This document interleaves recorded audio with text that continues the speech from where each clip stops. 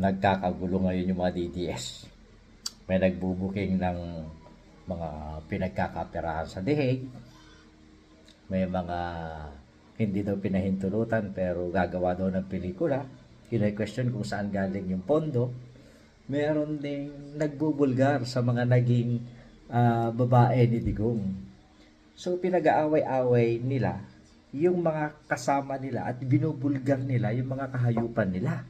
Tapos, merong grupo din ng mga vlogger ng DDS na nagsasabi na hindi daw lahat ng mga nagpupunta sa deheg ay maka-Duterte. Oo, ang sakit naman yan. Sila-sila nagkakagkagan, sila-sila nagsisiraan, sila-sila nagbabanatan. Wow. Popcorn nga please. Mamaya na.